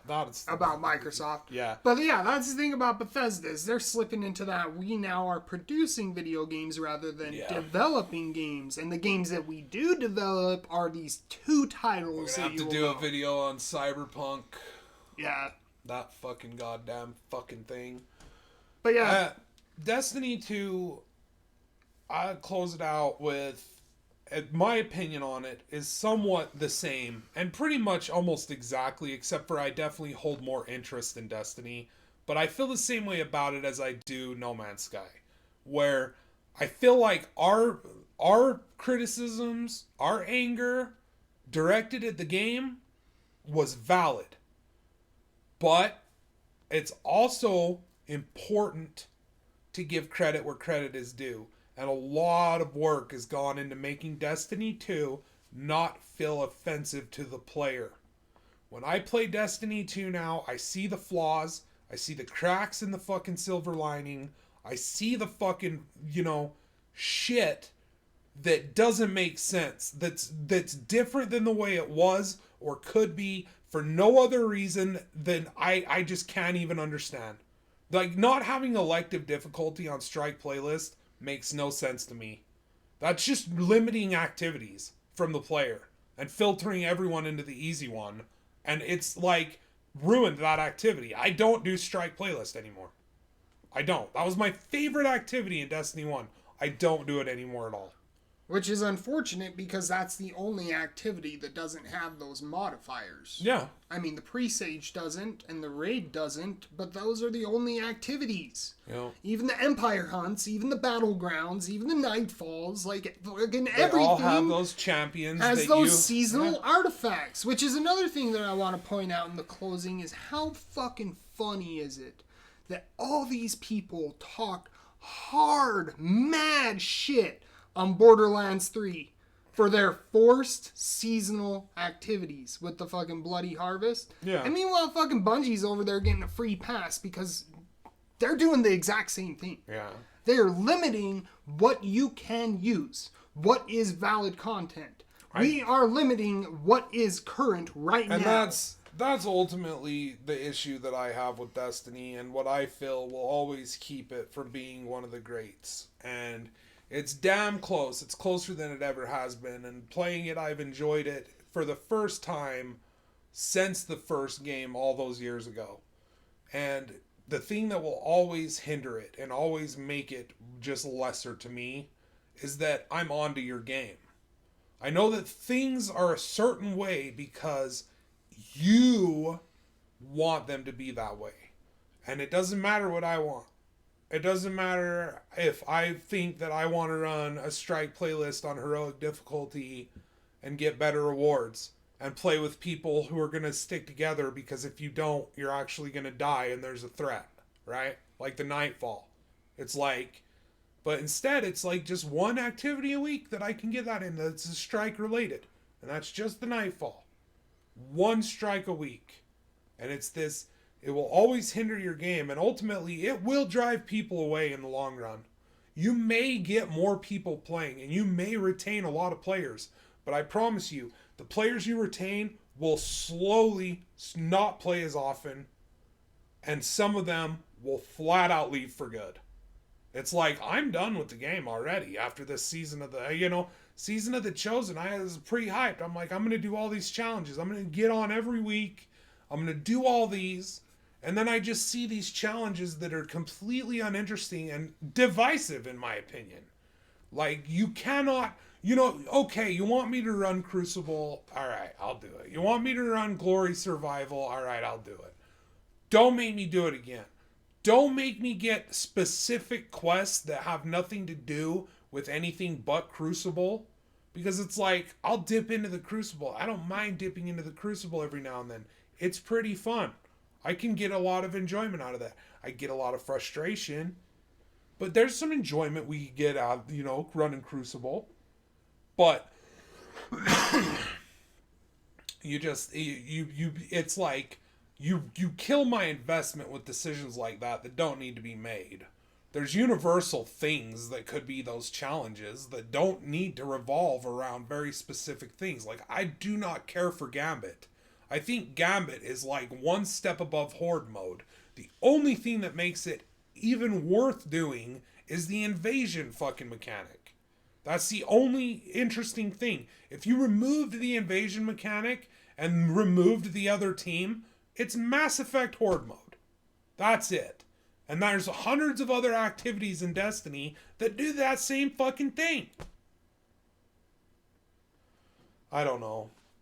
But then it's like, you have to run Gambit this week. And then, you have to run Gambit next week too and do a different thing in Gambit. Now you have to run Gambit again this next week.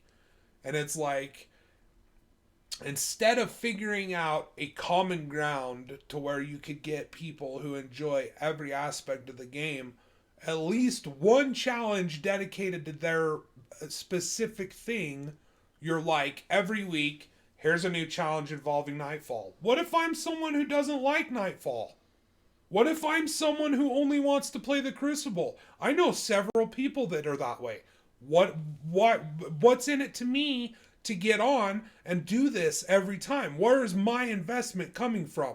When you're telling me you will not be able to 100% these challenges unless you specifically do something in our game that you don't enjoy doing.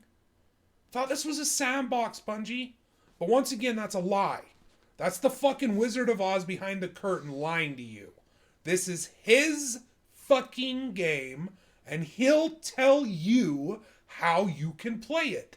At the end of the day, it's up to you to decide whether or not that's acceptable. Whether or not the price at the door is to your liking. That is up to you. Well, and that's another thing, is the price at the door is gone now. Well, is it? You can walk in. Yeah. Now. Yeah, well, there's still, and that's the thing. Like, before with Destiny 1, the guy was definitely at the door. Yeah. He was there like, you're not running Crucible? Fucking $40, please. Yeah. You know what I mean? But now it's like, you can walk in, and then there's somebody inside who's like, would you like to pay $40 for this? Yeah. But you don't have to. You can still be in the building and take a look around and see if it's worth it or not. And that's one of the biggest things about it that has ultimately made it really good, in my opinion. Is also the fact that the price points actually are worth it. Oh yeah. They removed the ability to buy Eververse boxes. The loot boxes are gone. They're still there, but instead it feels more of like an ongoing thing that you can look at and slowly build your collection if you're so inclined. If you don't give a shit, it doesn't matter. Mm-hmm. But she'll have on offer these each week, and you can pick and choose. And you're going to get some engrams when you level up every so often that will have, part of this collection. There's also shit that you have to earn in game. And some of those, in my opinion, are arguably the better looking colors. The ones that I end up using. It doesn't feel offensive. It doesn't feel like it has. And as far as action-wise, I feel like the subclasses have never felt better.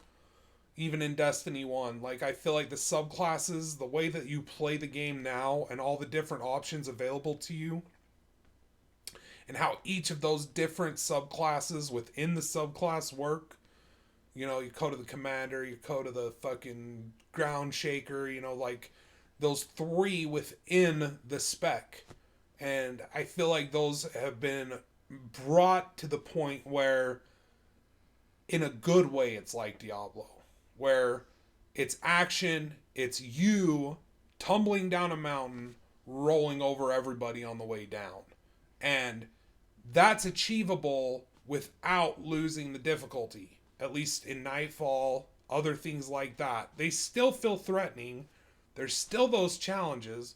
But it's just so disappointing that the open world feels so nerfed.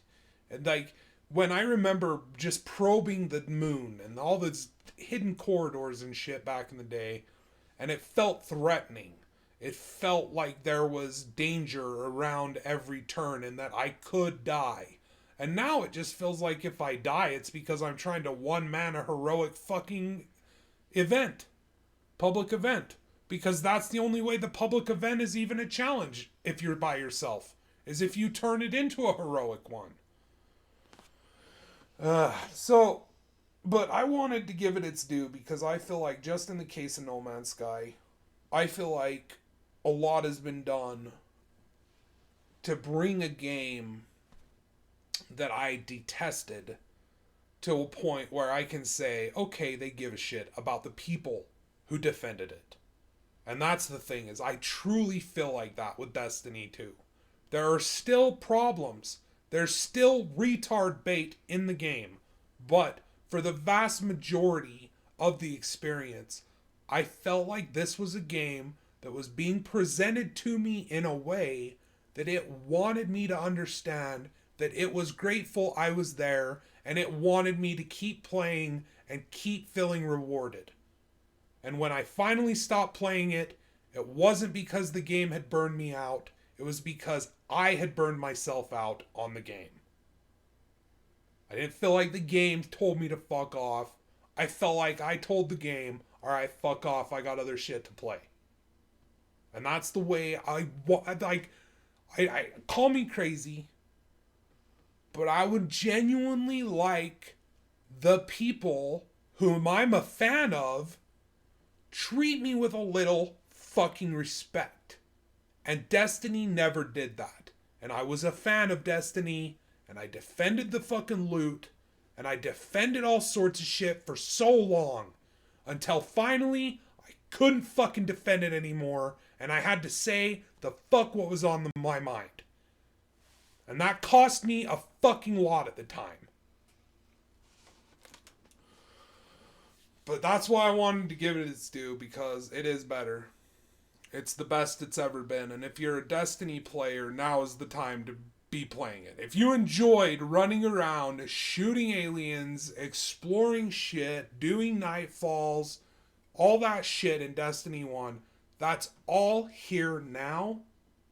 Minus like elective difficulties on strikes, on missions, things like that. But for the most part, it's all here now, and it feels more rewarding. And like, there is something to be said about farming roles. I'm not saying that's necessarily a bad philosophy. It's just barraging the player with legendaries, and they have to look through to find stats to their liking on how they're tailor building their character. There's nothing wrong with that. I'm just saying there's nothing wrong with having it be incredibly hard to see a legendary and have that legendary always fucking matter. I think there was something special about that in Destiny 1 that they never quite figured out. And it just... I was just amazed because, like, I started to get into this earlier, Chubbs, but remember when I was telling you, I was like, the fucking irony of, like, when Witcher 3 dropped, I said, fuck Destiny, and I played Witcher 3. Cyberpunk drops, and I'm saying, fuck Cyberpunk to play Destiny 2? And that's when I fucking legit... just another piece of me fucking died. And it's just like, I felt a little older and a little bit more close to the grave when you fucking took my faith in you. Well-earned faith. And you fucking gave me the middle finger with whatever the fuck. I mean, come on, dude. And that's not to say that that was all negative either, but on release, with the machine I'm running, and I can't get 40 FPS on low settings, fuck you. You got balls. Yeah. That's all I'm going to say. Your game Other got... companies, Dude. it took them like decades to get stale. You got stale over the course of 4 fucking video games. Yep. Oh, a good game. Good job. I don't know. Bethesda fucking... I think Bethesda slanted a little more every fucking iteration. That's Once what I mean. again, it's playing to this... We're going to get into that. Yeah. There's going to be plenty of time like, to talk other about. companies, it takes that slow burn. but they got balls. I don't know that it was even that slow. Like, I feel like it was pretty rapid with fucking Bethesda. From even Fallout 4 to Fallout 76, the shift in priorities, the direction, it's just like... I just mean, like, because I haven't played every single Elder Scrolls game, but there's a lot of people that played every single one, and they say that as the games go further, they were slowly stripping things away for accessibility. So it was a slow strip over the course. Well, that's the thing that bothers me. We'll get into that. We just fucking wrap this up. All right. Thanks for watching, everybody. Let us know down below what you think. If you step back into Destiny, do you not even give a shit? If you're waiting for the Cyberpunk thing, it's happening. It's very soon. It's just... There's a lot to look at when it comes to that game. And The Witcher 3 needs to be... And there needs to be comparisons, and because you can't say that a game company who made an RPG like The Witcher 3 drop a game that they say is a RPG like The Witcher 3 and it's nothing like it. And I've heard people say, well, you can't compare it because it's a different thing. It's like, we'll get there. I love you guys. Take care, everyone. Till next time, stay awesome, stay safe, and as always, everybody, keep kicking